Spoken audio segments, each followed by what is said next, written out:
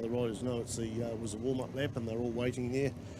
We've got a guy down at turn 1 here that was late out of the pit lane, and they're being held back at the moment. So no doubt the officials will have this well under control. It's great to work with some officials that have been around for enough time to see a few things and sort out any issues. So it's been a pretty well smoothly run meeting. We've had very little in the way of red flags. I think 2 from memory. That 304 gets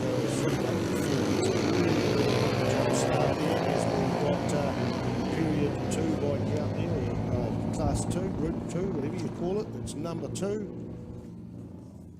Here we go, vintage pre-war 350 and 500cc 0 to 250, pre-63 Clubman's factory modified and classic 1970s bike. So that pit lane starter has gone out of there. They normally stop at the end of the pit lane and get the instructions for there, but he's done the right thing. If he missed it, he's still done the right thing. DNF there for somebody on the infield there.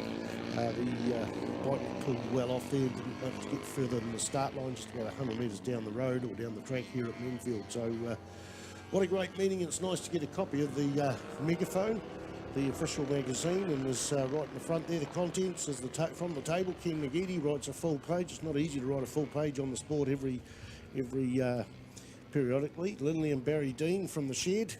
2018 Autumn Classic race days, a bit of a report for that. There's about 3 pages on that, as well as some adverts in there. Tantalising Taupo's 2018 Winter Classic.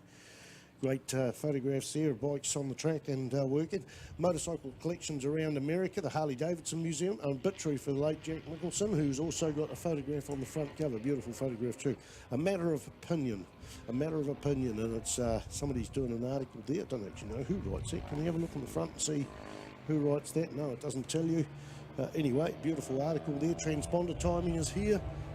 Something new to the classics, or most of those boys don't know what this is all about. Upcoming events, this one, and the Mike Crow Southern Classic early in December down at Levels. Looking forward to that, run by the Cams down there. NZCMRR Club Day at Hampton Downs, 18th of November. New Zealand Motorcycle Show, 24th to 25th. An advert there for that, or an article about that. And the NZ Land Speed Trials, Quantic Marketplace, Classic Racing Registers, Treasures Report. All in all, a lovely magazine, and it's about $50 to join up the Classic Register and get that magazine sent to you. And I need to actually do something about that. Talk to Cheryl Mickelson, that's how I know the price. Back onto the track, and the usual suspects out there: Terry Pragnell, followed by Tim Barnes and Lee Ambriggs out of the hairpin there down that centre straight. Pragnell is in the front there on the 159 machine. Tim Barnes there on the little Ducati, the white fairing bike. 251 in second, followed by 50, which is a Jawa single there. Go back a bit further there to 4th spot there, and that's Lascelles Carr on the C15 BSA looking over his shoulder. He's looking over. Who's behind him? Troy Durant and Keith Whitehead, Suzuki versus Pinelli. Clinton Anstis in behind them. Dick Water, this is on the last lap. As on the last lap, Graham McCosh, Howard Curry, John Sendell and Paul Debenham. This is event number whatever, but it's also event number, it's Grand Prix 2, so it's the final race for the Grand Prix 2, Group 2, GP stands for Grand Prix. Tight out at the front, probably 10 bike lengths between 251 and 159, so I change the position somewhere around the track for those 2 bikes. They'll only ride for number 50 in 3rd place. He's got several hundred metres, a couple of hundred in front of him, and we got 300 behind him. So he's on his own there, but the battle is hot out in the front. Can Terry Pragnell come back and reel in Tim Barnes? 251. Terry Pragnell's just a little bit faster through this turn 2 here at Manfield. Closes up under brakes, makes a few bike lengths on him.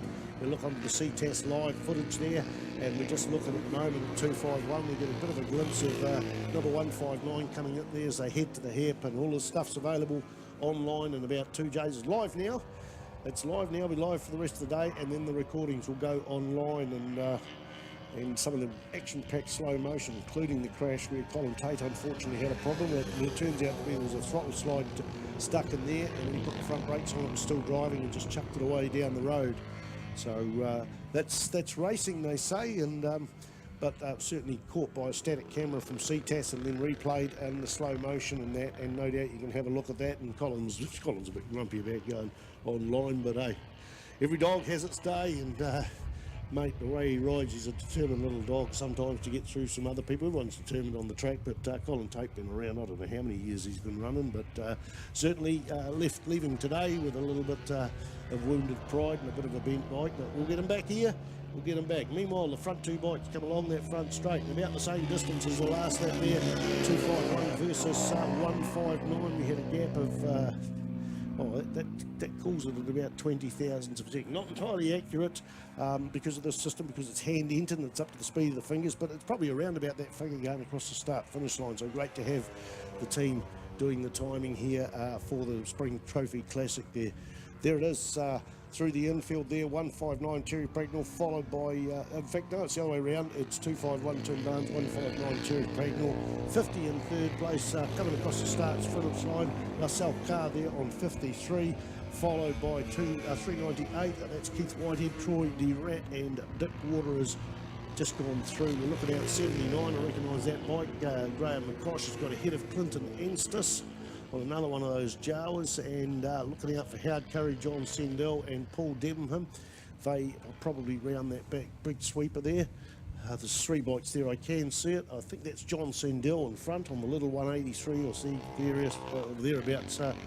BSA Bantam, a specialty of his. He got a lot of, in fact, most of the parts off the late Ken Bailey, who's spent most of his later life playing with BSA Bantams and selling parts. So if you need parts, go and catch up with John Sendell. Ask any Classic Club, they'll have his contact details and we'll be able to know someone with it. I come to the Man or Two Motorcycle Show a few months ago and I think it was about 14 or 15 BSA Bantams of various styles there amongst 200 bikes at the show. They're having a swap meet coming up too. There's a checkered flag. They're having a swap meet coming up too in about November, about the 11th possibly, out at the Vintage Car Club room, so keep an eye on that.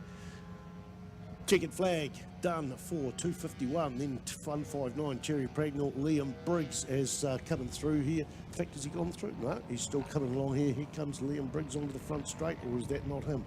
He's on the Jawa. That doesn't look like him.